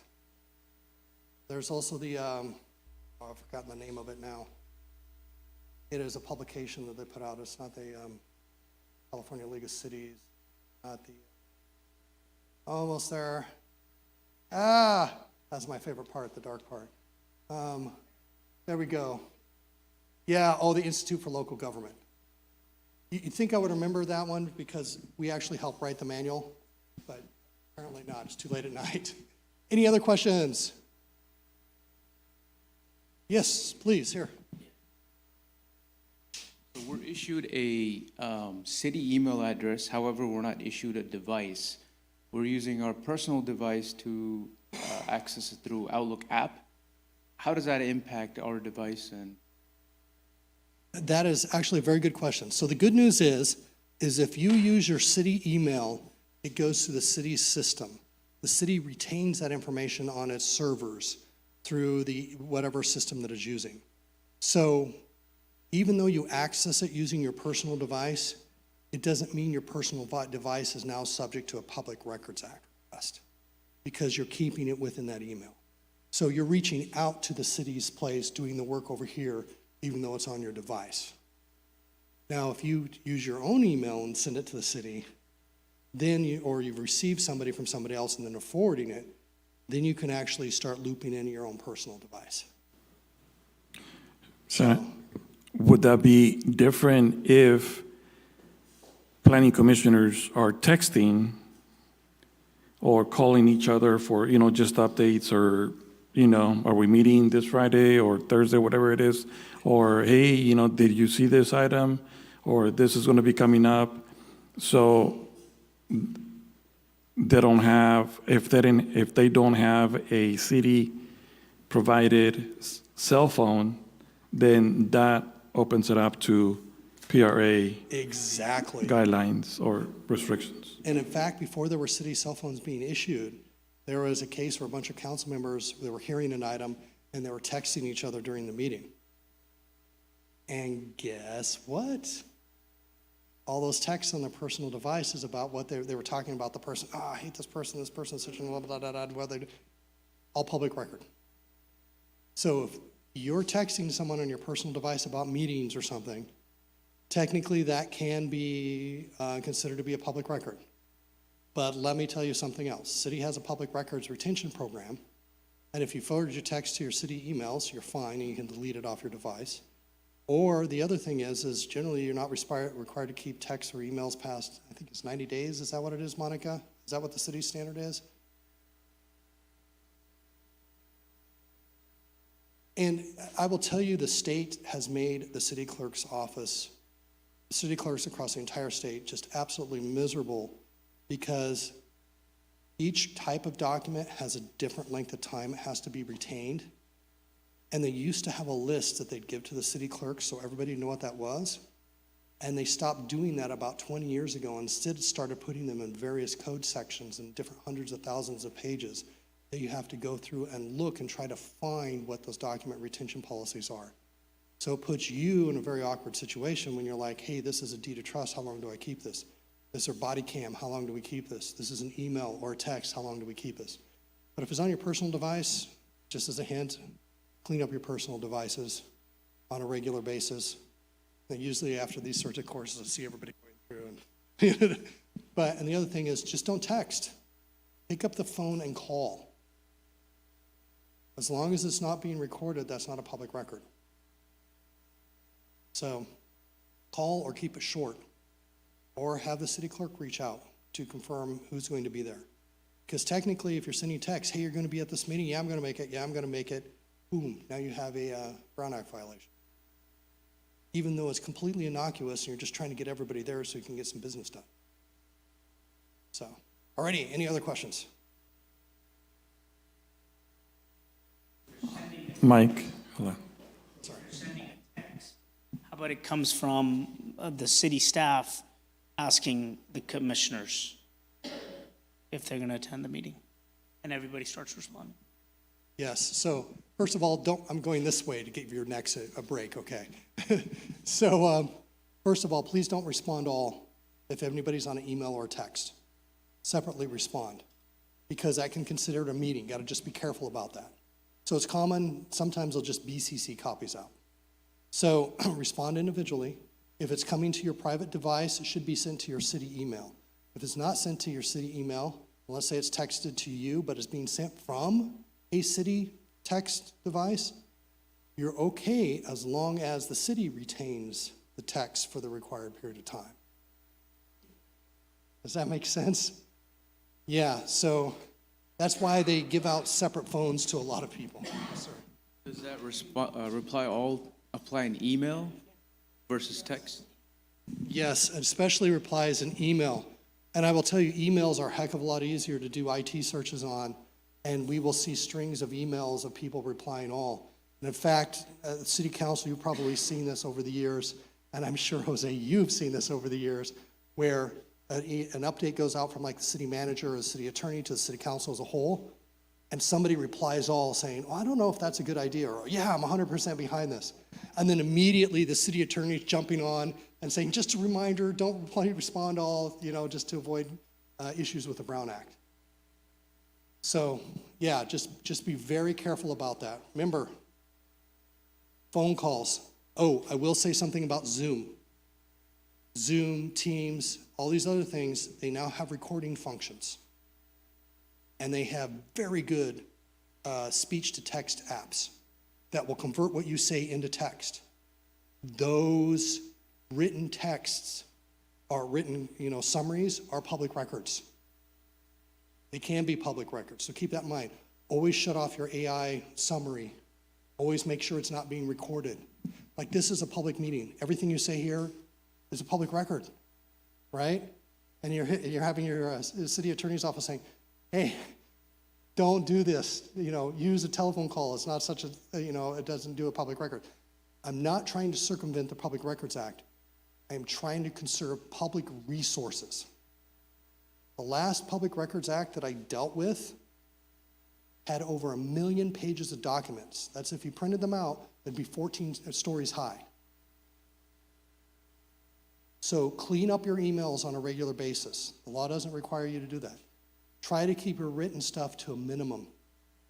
Don't reply all, because then you have 10 people that also get that email and it's added to the list. Think what you can do to keep things simple and to conserve city resources. And use city emails to conduct city business, city text to conduct city business. Make sure that, so you do get a text, that's fine, text back and say, hey, thanks, but make sure it's going to a city cell phone. If not, just keep in mind, your texts, if they're on your phone when a Public Records Act comes through, may be subject. And occasionally you'll get something from the city clerk or city attorney's office saying, we got this public records request, please check your electronic devices for any records relating blah, blah, blah, blah. Please let us know if you have them. And then tell us. If you do, great. Need some help pulling them off, great. If you can pull them off yourself, even better. And then usually those are sent directly to the city attorney's office to review, we redact, we find the exceptions, whatever it is. And then if we have to produce something, we let you know before it's produced so you know exactly what's going out there. And then it's produced out. So there is a process, but it's better not to put some things in writing, especially text. People will say stuff in text and emails that they would never say in person. Alrighty, any other questions? Thank you so much, everyone. We need to officially adjourn the meeting before we go. And so, Mayor, I turn the time back over to you, and I thank everybody. Thank you. Next item is 8:02, just meeting is adjourned at 8:02.